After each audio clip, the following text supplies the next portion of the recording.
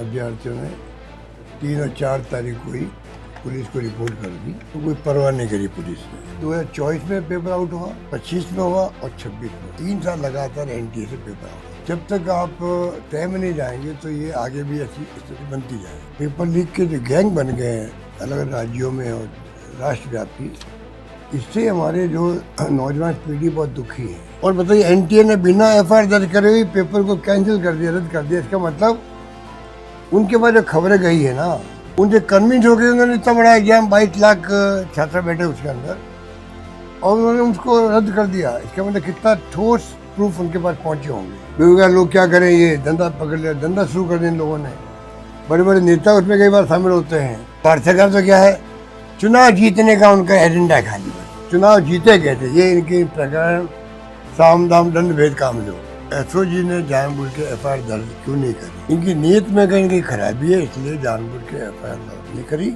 Doctor बनना है सपना तो मैट्रिक्स है उसका अपना।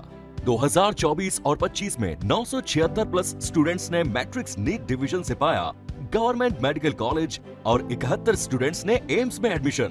टॉप फैकल्टीज और हाईएस्ट सिलेक्शन रेट के साथ मैट्रिक्स देगा आपके बच्चे के डॉक्टर बनने के सपने को नई उड़ान। कल ही कहा था मीडिया को भी, ये समझ के परे है कि जब 3 तारीख को एग्जाम हुआ था और छात्रों ने, अभ्यर्थियों ने 3 और 4 तारीख को ही पुलिस को रिपोर्ट कर दी, तो कोई परवाह नहीं करी पुलिस ने। फिर उन छात्रों ने एनटीए को लिखा, तब जाके उन्होंने डीजी पुलिस को, मैंने सुना है, या इतला करी कि भाई ये शिकायत हमारे पास आ रही, राजस्थान से आ रही। तब केस एसओजी को दिया गया, उन्होंने 20-30 लोगों को अरेस्ट कर लिया। पर ये समझ के परे है क्या कारण था, एफआईआर तक दर्ज नहीं करे थे। मैंने कल ही मांग करी कि आप एफआईआर दर्ज क्यों नहीं कर रहे हो? आपने बैठा रखा उनको, आप उनका अरेस्ट करें, कार्रवाई शुरू करें, जांच शुरू करें। पूरी राजस्थान की बदनामी हो रही थी। पर ये समझ नहीं आ रहा कि स्टेट गवर्नमेंट ने क्यों ऐसे इंस्ट्रक्शन दिए होंगे। एसओजी संस्था जो है उनके अधिकारियों में असमझ पैदा हो गई कि हम कार्रवाई आगे बढ़ाएं नहीं बढ़ाएं। ये खबरें भी आ रही थी एसओजी से भी, ये बहुत ही अनफॉर्चुनेट बात थी। अब सवाल ये कि 2024 में पेपर आउट हुआ, 25 में हुआ और 26 में हुआ। 3 साल लगातार एनटीए से पेपर आउट हुआ। जब तक आप तय में नहीं जाएंगे तो ये आगे भी ऐसी स्थिति बनती जाएगी। पहले भी जो एग्जाम होते हैं राज्यों में, वहाँ पे भी राजस्थान सहित, मैं जहाँ तक समझता हूँ शायद उसमें यूपी भी है, गुजरात भी है, हो सकता है एक आधा स्टेट में गलत बोल रहा हूँ, मतलब देहरादून का भी रिपोर्ट आई थी, बिहार से भी आई थी, कई राज्यों से आती रहती है। तो ये जो पेपर लीक के जो गैंग बन गए हैं अलग अलग राज्यों में और राष्ट्रव्यापी, इससे हमारे जो नौजवान पीढ़ी बहुत दुखी है। तैयारी करते हैं, एग्ज़ाम होते हैं, फिर एग्ज़ाम रद्द करने पड़ते हैं। हमें भी राजस्थान पेपर एक आउट हो गया, रद्द करना पड़ा था। तो ये बहुत बड़ी एक समस्या, चुनौती के रूप में हमारे सामने है। भारत सरकार को चाहिए, मैंने पहले अपील की थी, ये जो राष्ट्रीय स्तर पर जो ये ऑर्गेनाइज वे में काम हो रहा है, ऑर्गेनाइज वे में गैंग बनी हुई है, ये पता लगाना चाहिए ये इस समस्या के समाधान के लिए। अब आप आश्चर्य करोगे, अभी यह राजस्थान में एसओजी जांच कर रही है, वो पेपर जो राजस्थान से आउट हो गए, जयपुर या सीकर से, जो हम सुन रहे हैं, उसने एफआईआर आज भी नहीं करी है, आज की होगी। और बताइए, एनटीए ने बिना एफआईआर दर्ज करे हुए पेपर को कैंसिल कर दिया, रद्द कर दिया। इसका मतलब उनके पास जो खबरें गई है ना, उनसे कन्विंस हो गए। उन्होंने इतना बड़ा एग्जाम 22 लाख छात्र बैठे उसके अंदर, और उन्होंने उसको रद्द कर दिया। इसका मतलब कितना ठोस प्रूफ उनके पास पहुंचे होंगे। जो उनके पास पहुंच चुके हैं, एनटीए के पास पहुंच चुके हैं, नेशनल एजेंसी के पास में, तो राजस्थान गवर्नमेंट के पास, एसओजी के पास नहीं पहुंचे क्या? तो पता नहीं है क्या बदनामी के डर से, क्योंकि हमें बदनाम कर रहे हैं 2 साल से, पेपर आउट पेपर आउट। हम तो स्वीकार करते हैं, पर हमारे ये नहीं भूलना चाहिए कि हमारे वक्त में केस दर्ज होते थे, हमारे वक्त में ही पेपर रद्द होते थे, वापस एग्जाम करवाते थे। पर ये जो इनकी जो अप्रोच है ना, वो नेगेटिव अप्रोच है। पूरे देश की बदनामी, राजस्थान की बदनामी हो रही है, एसओजी की बदनामी हो रही है कि राजस्थान की एसओजी ने क्यों नहीं एफआईआर दर्ज करी, क्यों नहीं उन्होंने रिपोर्ट भेजी हुई, बताएं पब्लिक को भाई हमने रिपोर्ट भेजी थी। तो ये सब रहस्य बने हुए हैं। बहुत ही दुखद घटना है ये, जिसमें एनटीए को ये पेपर रद्द करना पड़ा, सीबीआई को जांच देनी पड़ी। मैं उम्मीद करता हूँ अब भी समय है, लॉजिकल कंक्लूजन तक पहुँचे सीबीआई भी, पता लगाया कि और जहाँ जहाँ पेपर आउट हो, आर्मी में हो जाते हैं, जुडिशरी में हो जाते हैं, सब संस्था में पेपर आउट हो रहे हैं, तो ये फन फॉर ऑल हमेशा के लिए प्रॉब्लम हल होनी चाहिए। मेरा मानना है, मेरी रुचि उसके अंदर है कि सरकार किसी पार्टी की हो, पेपर आउट होना बहुत बड़ी घटना होती है। तो मैं समझता हूँ कि उसके लिए किस प्रकार से हमेशा के लिए बीमारी समाप्त हो। बेरोजगारी बहुत ज़्यादा है, लोग कहते हैं बेरोजगार लोग क्या करें, ये धंधा पकड़ लिया, धंधा शुरू कर दिया इन लोगों ने, बड़े बड़े नेता उसमें कई बार शामिल होते हैं, ऐसे नाम भी आते हैं। तो ये मैं समझता हूँ इन बातों में बहुत गंभीरता से लेना चाहिए सरकार। अब सरकार, भारत सरकार तो क्या है, चुनाव जीतने का उनका एजेंडा है खाली, बस चुनाव जीते कहते, ये इनके प्रकरण साम दाम दंड भेद काम लो। अरे भाई, चुनाव जीतना मैं तो पूर्ण हो सकता है, पर साथ में जो ये घटना हो रही है उनको रोकने बहुत आवश्यक होता है। जो मंत्री जी है हमारे धर्मेंद्र प्रधान जी, उनको चाहिए कि वो ध्यान दे इसके ऊपर। उनको चाहिए विशेष रूप से, वो मंत्रालय के मंत्री हैं, कि पेपर आउट क्यों हो रहे हैं, बताएं देश को। सर, बाकायदा एक व्हाट्सएप ग्रुप था, जिस व्हाट्सएप ग्रुप को बनाया गया था, उस व्हाट्सएप ग्रुप में लोगों को जोड़ा भी जा रहा था और उसमें बाकायदा कोड दिए गए थे कि जिसको कोड को देख करके उसमें जोड़ा जा सकता था, उसमें पेपर लीक हुआ है।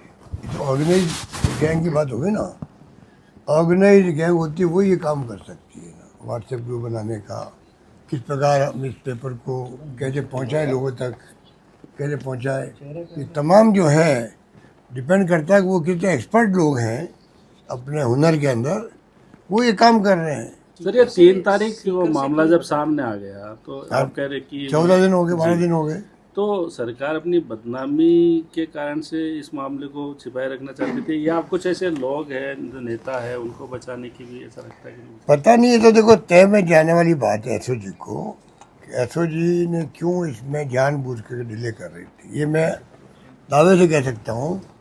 एसओजी के अंदर जो है कॉन्शियस डिसीजन था कि इसको हमें आउट नहीं करना है, जहाँ तक मुझे इत्तला मिल रही है। और एसओजी ने जानबूझ के एफआईआर दर्ज क्यों नहीं करी। कोई भी केस होता, हमारे वक्त में तो हमने एफआईआर कंपल्सरी कर दी थी, कोई केस की तो वो मैंने समाप्त कर दिया है। एफआईआर दर्ज करने के बगैर आप ऑफिशियली कैसे तफ्तीश कर सकते हो। इनकी नीयत में कहीं कहीं खराबी है, इसलिए जानबूझ के एफआईआर दर्ज नहीं करी और उसको चलाते गए, इतने दिन हो गए। अब एनटीए ने इसको जब रद्द किया है, तब इनके आंखें खुलेगी कि ये बदनामी पूरे प्रदेश की हुई है, सरकार की हुई है, कि भाई क्या कारण था कि आपने एफआईआर दर्ज करके छात्रों की, जिन्होंने एग्ज़ाम दिए थे, जिन्होंने पता किया बाहर आके भाई ये क्या है, तो वहाँ वही एग्ज़ाम के पेपर आए जो हमने देखे बाहर। तो जब खबर मिल गई इनको, तो जो माहौल है देश के अंदर पेपर आउट होने का, हिस्ट्री हमारे सामने है, राजस्थान पेपर आउट होने की हिस्ट्री भी हमारे सामने है, तो क्यों नहीं हमने राजस्थान को तो ज़्यादा लेना चाहिए, गंभीरता से लेना चाहिए, तो क्यों नहीं लिया गया। पूरे मामले में सीकर भी दूरी बना हुआ दिख रहा है। सीकर जहाँ जहाँ कोचिंग इंस्टीट्यूट खड़ी होती है तो वहाँ के नाम तो आते ही आते हैं हमेशा से। बाकी तो जब सच्चाई सामने आएगी तो बता सकते हैं कि वास्तव में कौन दोषी है, क्या कार्रवाई कर सकते हैं, वो करनी चाहिए। सर, कांग्रेस भी और एनएसयूआई दोनों ने प्रदर्शन दिल्ली में शुरू किया है इसी चीज़ को लेकर के कि छात्रों 22 लाख छात्रों के साथ में इस तरीके की वापस से तैयारी शुरू होगी। मैंने कहा वो 24 में हो गया, 25 में हुआ क्या, पेपर आउट तो 25 में हुआ था, पर 24 की तरह नहीं हुआ था। तो जगह जगह जगह जगह कुछ पॉकेट में हुआ था। तो मेरे ख्याल से मैंने सुना सुप्रीम कोर्ट ने भी कहा अलग अलग पॉकेट में हुआ, वो पूरा अगर रद्द होगा पेपर तो सबको तकलीफ होगी, तो उस वक्त रद्द नहीं किया गया। अब इस बार रद्द करना पड़ा इनको, तो ये बदनामी, बहुत बड़ी बदनामी। सर, पिछले 10 से 15 दिन से ये पेपर बाजार में घूम रहे थे, यानी कि जब पेपर छप रहे होंगे तब से ये, और छपने का काम एनटीए करता है। गलती कहाँ से, एनटीए वाले बहुत हल्के में ले रहे थे इस चीज़ को, क्योंकि 15 दिन से घूमना, यानी उनके अंडर में था पेपर पूरा एनटीए वालों का, जिसने जो नीट की। देखिए, वो तो एग्जाम में ऑर्गेनाइज कर रहे थे, ऑर्गेनाइज करने वालों को मालूम होता तो वो तत्काल कार्रवाई करते।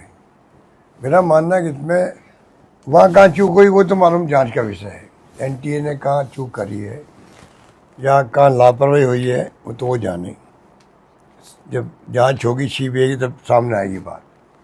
पर स्टेट गवर्नमेंट को तो एसओजी ने अरेस्ट करना शुरू कर दिया लोगों को। पेपर कहते हैं यही छपा, ऐसे लोग कहते हैं जो गैस पेपर बनाया था, गैस पेपर कहते हैं उसको, गैस पेपर वो मतलब यही छपा है 400 क्वेश्चन का, ऐसा कुछ है। तो जब यहाँ की गवर्नमेंट को या एसओजी को चाहिए था वो तत्काल कार्रवाई करते, उनकी ड्यूटी थी वो पहल वो करते और भारत सरकार को सूचित करते, उसके बाद में कोई फैसला होता, ज़्यादा ग्रेसफुल होता वो। इन्होंने छिपाया क्यों उसको? 20-30 लोगों को पकड़ा, बैठ गए। और तो बहुत बड़ी घटना है एसओजी के अंदर। क्यों ये किसने इशारा किया उनको कि आप ये एफआईआर दर्ज मत करो, ये भी मालूम पड़ना चाहिए लोगों। क्यों ये सरेंडर किया गया, समझ के पर है। और बदनाम कांग्रेस सरकार में कर रहे हैं 2 साल से। पेपर आउट, अरे भाई पेपर आउट तो हो गए हैं, हमने सजा दी है, केस दर्ज किया, हमारे वक्त में केस दर्ज हुए हैं। जो पकड़े गए हैं ना, हमने उनके अरेस्ट किए थे, आरपीएससी मेंबर है तो अरेस्ट किए थे, ये क्यों भूल जाते हैं? हमने अरेस्ट किए ना। हमारी सरकार के बारे में कुछ भी तुम बोल दो कि सरकार में तुम लोग हो, ये पूछो अरेस्ट किसने किए? सरकार हमारी, हमारे वक्त में अपॉइंटमेंट थे मेंबर के। अब उन्हें क्या गलती की क्या नहीं की वो तो वो जाने, वो बताएंगे, सफाई वो देंगे। उनको फंसाया गया, सच्ची बात है झूठी बात है वो जाने और ऐसा ही जाने। पर हमने तो उनको अरेस्ट किए थे जब रिपोर्ट हमारे पास आई, तब हमारे वक्त में अरेस्ट शुरू हुई है सब केसों का। आपका जेजेएम का केस है महेश जोशी वाला, हमारे वक्त में हमने अरेस्ट किया, उसमें केस हमने शुरू किया। एसीबी में हमने उसको केस दर्ज किया, जांच शुरू करी, अरेस्ट कर लिया हम लोगों ने। तो हमारे तो खुद के किए हुए हैं, तो ये क्या बहादुरी बताते हैं। झलको